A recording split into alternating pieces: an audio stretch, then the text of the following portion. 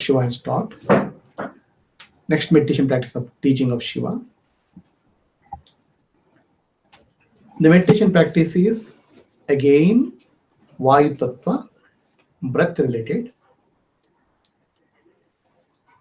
Shwasanusandhana. This is, I think, fifth meditation practice, fourth meditation practice, Shwasanusandhana. How much time does it require for somebody to get enlightened?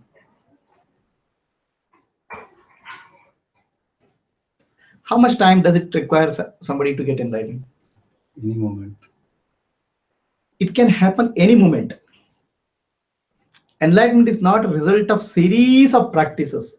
Series of practices are required. Okay, but enlightenment is one step, one point, just one moment. Why it's one moment?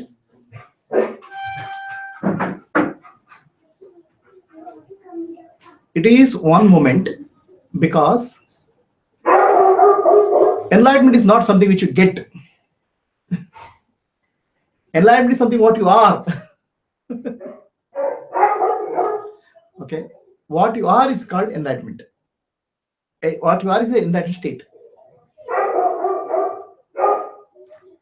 You are not human beings trying to get a spiritual experience.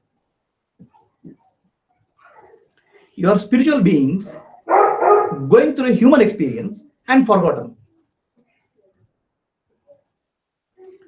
So at any point of time, within a moment, you can go back and get back to your spiritual nature, provided you wake up. So if you say, I am doing spiritual practice for 5 years, doesn't mean that you have woken up. Okay, so enlightenment is 0 or 1. Either you're asleep or you're waken up. Correct? No, I'm doing spiritual practice. You are in the half sleep condition.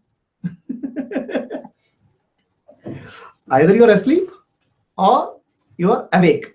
Only two possibilities. Okay, but the two possibility transition is one moment. You understand? Enlightenment always happens in one moment. Before that, everything what you are doing is in the sleep state. Right? You may feel good about it, you may feel joyful about it, but still it's sleep. All it takes is one moment to wake up, enlightenment.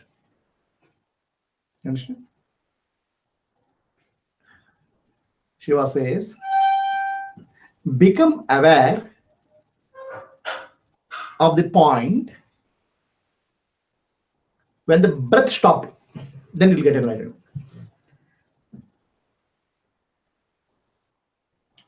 Does it make sense? There are many times in your life when the breath stops. Do you know when breath stops? When does the breath stops? Sudden shock. Breath stops.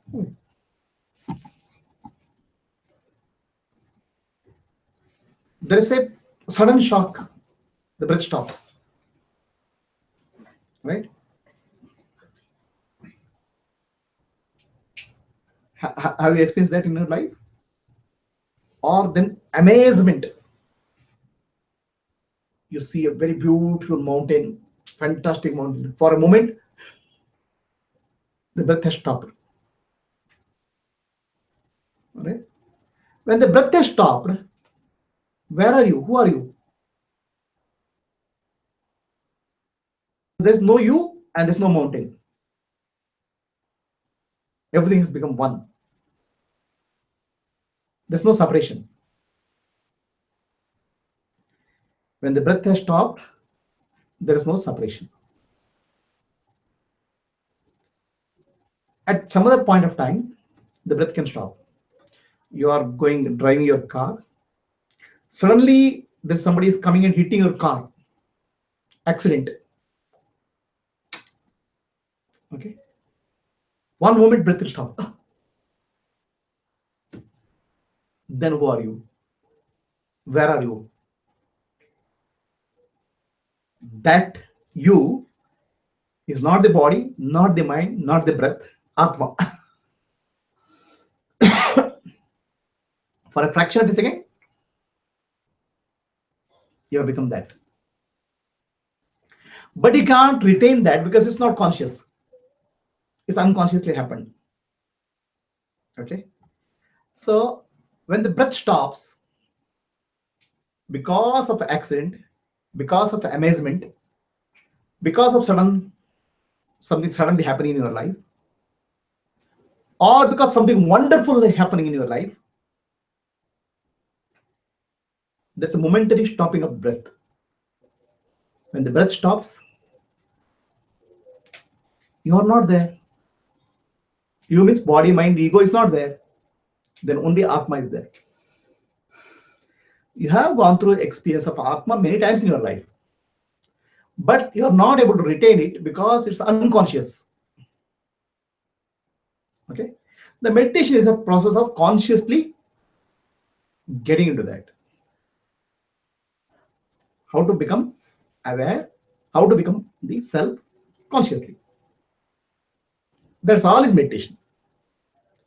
So Buddha meditated for 6 years and he got enlightened.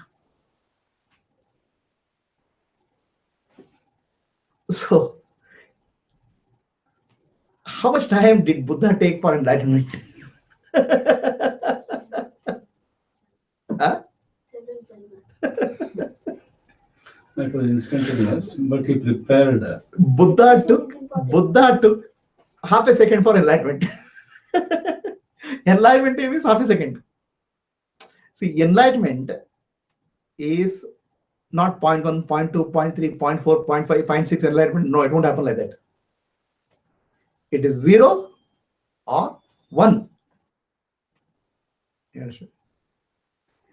And whatever effort you do in the sadhana is when you are 0, sleeping. In sleeping state, you try out so many things to wake up. The waking up is half a second. All effort is to wake up. The long process is to get that Sadhana. So all effort you're doing sleep to wake up. Okay. That's all part of sadhana. But waking up is half a second. Okay. So Shiva says, there are times in your life when your breath stopped because of amazement, because of shock, because of accident, whatever that. That 1 second, you are not the body, mind, or intellect. You are pure consciousness. There is no inside, there is no outside. You are that. But you are, recollect that, remember that. Okay. So how to consciously get that is meditation. So I'm teaching you practice today, one practice like that. When you do Kapalabhati, momentarily the breath stops. Right? When the breath stops, who are you? Neither inside nor outside.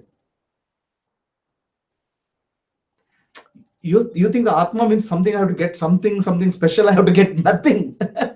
What happened when the Kapalabhati time, the momentary breath stopped? That's called Kevala Kumbha, momentary stopping. Then it's oneness. The mind is silent.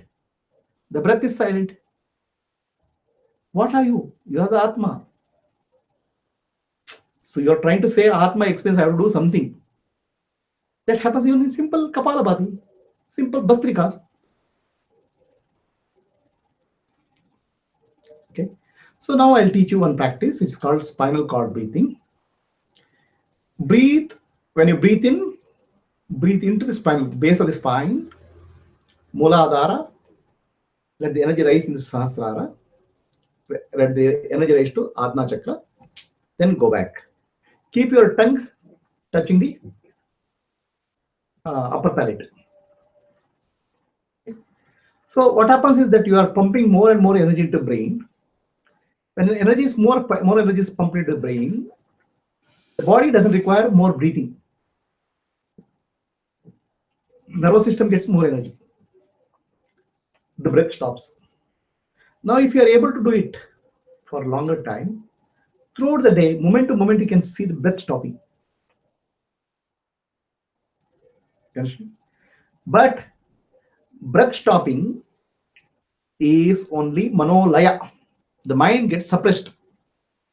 Manonasha or enlightenment will happen with the self-inquiry, Atmavichara. There are two things, manonasha, manolaya. The manolaya means mind becoming silent. Okay. Suppression, pause is manolaya. Manonasha is when you do inquire into your true nature, who am I, the manonasha will happen. But breathing is a way to get that experience quickly. Are you clear? But still it is monolaya. Manolaya.